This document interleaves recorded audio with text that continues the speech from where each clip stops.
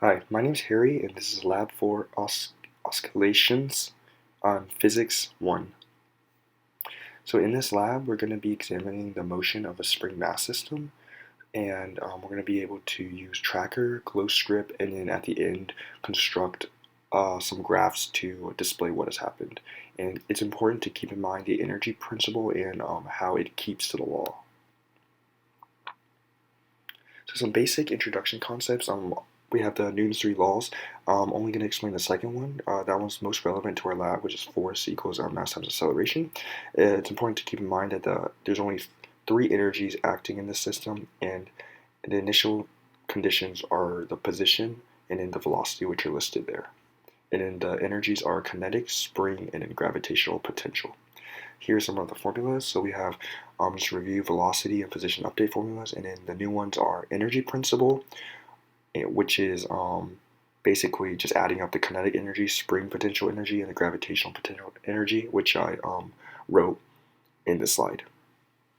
So here's our tracker experiment.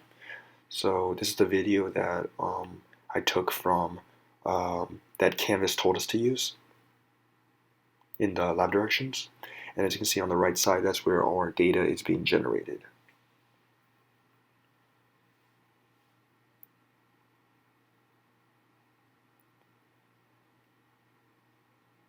So here are the calculations that I was able to do from that video. So I got the period of oscillation, 1.587 seconds. Got the K value of the spring and then the initial L value. And then here in our Glowstrip code, we identified all those initial values, like the position, the velocity, and the mass of the ball. Here we defined the gravitational force, 9.8, the spring constant K, and some other constants as well, including formulas. And here we wrote some more formulas to update our energies and to be able to calculate it. As you can see down there, we have K, UG, and then spring potential energy as well.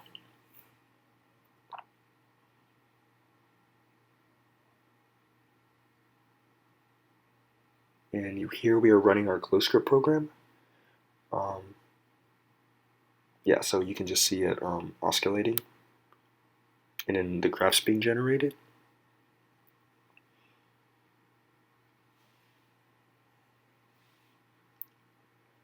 So here we got the computational model and the experimental model.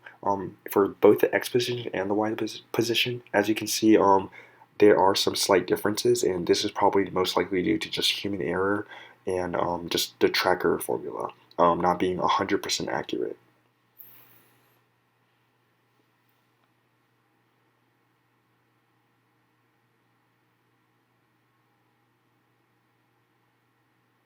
So what does this mean? So just addressing the question, is the energy principle satisfied?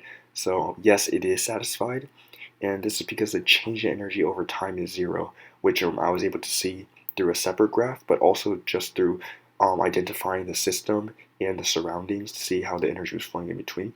And then no energy was gained or lost, which makes sense because energy can only be transferred due to the energy principle between the system and surrounding. So if the system is gaining energy, the surrounding is losing energy. And if the surrounding is gaining energy, the system is losing energy.